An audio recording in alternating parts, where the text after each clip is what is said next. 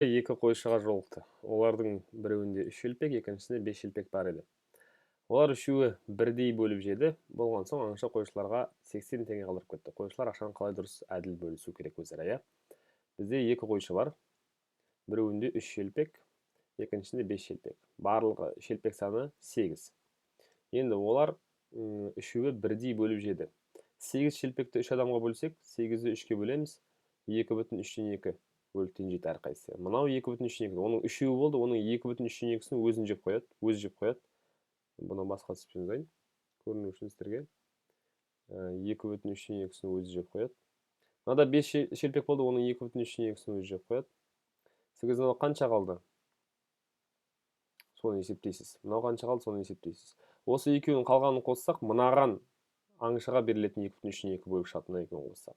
Енді бұның осы алғанына, осы мынадан мынаншама алды, мынадан мынаншама алды, осы екеуін қосқанда 2/3 шықты. Осы алғанына ол 80 теңге қалдырып кетеді. 80 теңге қалдырса, өзі жегеніне қалдырды ол. Яғни мына екі ақшаны қалай бөлу керек? Қандай қатынаста берді оған шелпектерін? Сол қатынаста мына ақшаны 80 теңгені бөліп алу керек. Мына екеуінің қатынасын тауып, мына 80 теңгені сол қатынаста бөліңіздер. Шекарадан екі сатушы өтпекші. Біріншісінде 104 қарбыз, екіншісінде 17 қарбыз. Біріншісінде 104 қарбыз, екіншісінде 17 қарбыз. Шекарадан екеуі өтейін жатыр, иә, сатушылар. Олар өту үшін салық төлеу қажет. Бірінші салық ретінде 19 қарбыз бергенде 1 тиын артық есеппен берді. Салық ретінде 19 қарбыз береді, біреуі артық болып кетеді сол кезде. Екіншісі 3 қарбыз бергенде 1 тиын кем есеппен берді. Қарбыз қанша және салық қанша? Қарбыз қанша, белгісіз және салық қанша? Салық тек шекарадан өткен тауарға салынады. Қараңыз, ол деген 19 қарбызын беріп кетті, оны біріншісі. 104-тің 19-ын беріп кетсе, салық ретінде. 19-ын беріп кетсе.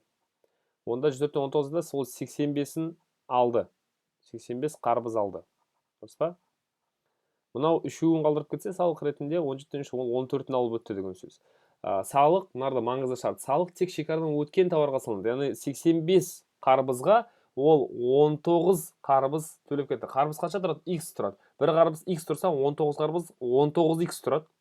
Бірақ сол 19X бергенде 1 тиын артық беріп жіберді. Яғни негізгі салық 85 қарбызға салынған салық. 19X минус 1 тиын болу керек, иә? Ал мынау 14-ін алып өтті, үшеу қалып қойды, 14-ін алып өтті.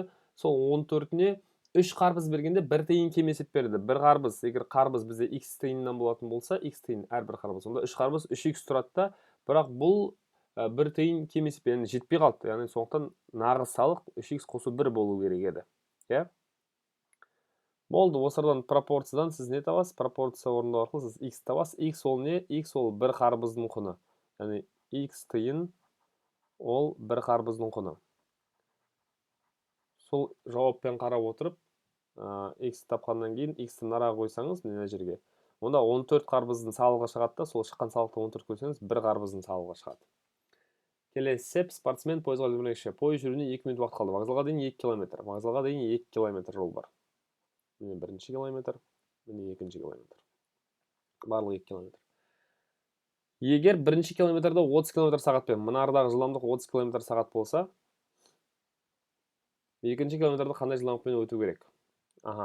Бізде бірінші бөлік жол S 1 км, жылдамдық 30 км сағат. Уақытты табамыз. Уақытты қалай табамыз? Жолды бөлеміз жылдамдыққа. Сіз жолды жылдамдыққа бөлген кезде, километрді километр сағатқа бөлесіз, сол кезде бізде уақыт шығады, уақыт сағатпен шығады. Сол уақытты, сағатпен шыққан уақытты минутқа айналдыру үшін біз 60-қа көбейтеміз. Себебі 1 сағатта 60 минут бар. Сол кезде мына жолға неше минут уақыт құртқаны қалады. Пойыз 2 минуттан кейін жүрейін деп отыр. Сосын сіз мына жерге қандай жылдамдықпен жүруін табасыз. Мына пойыздың жүретін уақыттан мына жол бірінші жолды жүрген уақытты азайтасыз. Сол кезде мына араға керек уақыт шығады. Сосын сол жолды сол керек уақытқа бөлсеңіз, осыра кететін жылдамдық шығады. Бірақ бұл жерде мұқият болу керек бұл есепте, иә. Келесі. Ұлы 10 метр болатын ағашқа көтерілмекші. Ағаш қисық болып кетті. Ағаш бізде 10 метр. Осылай болады. 10-ші метр. 5-ші метр. 1, 2, 3, 4, 5, 6, 7, 8, 9, 10. 10 Енді ол күндіз 3 метр жоғары, түнде 2 метр төмен түседі. Күндіз ол былай жүреді. Мысалы 1, 2, 3, түнде 1, 2 түседі да, сол кезде 1 метрге қозғалды, иә, бір тәулікте. Бір тәулікте ол 1 метрге қозғалады. Екіншісінде 1, 2, 3, 1, 2. Екінші тәулікте 2 метрге қозғалады ол. Енді бізге айтады, дүйсенбі таңертең шыққан ұлу қашан ағыс басына шығады? Дүйсенбі таңертең. Мынау бізде дүйсенбі таңертең. Онда мынау бізде 1 метр, ол сейсенбі таңертең. Мынау сәрсенбі таңертең. Дұрыс па? 24 сағат қосылып отырады ғой. Енді қараңыз.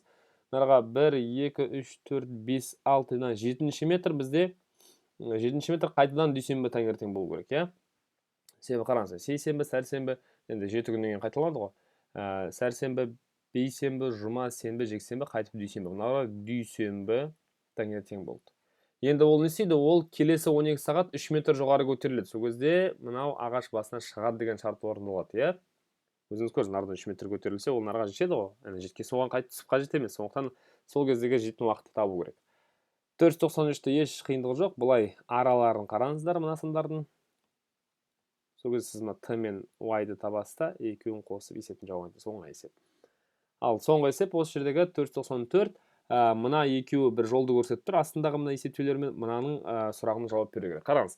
Мына 2 саны 2 дөңгелектің ішінде тұр. 2-де 2 квадрат тұр. Яғни 2-ның бірінші квадраты 1 дөңгелек, екінші квадраты екінші дөңгелек. 1-дің санында 2 рет куб тұр. Яғни 1-дің 3 дәрежесі, тағы да 3 дәрежесі соның. Яғни 3 бұрыш ол 3 дәрежелі, дөңгелек ол 2 дәрежелі деген түсінуге болады.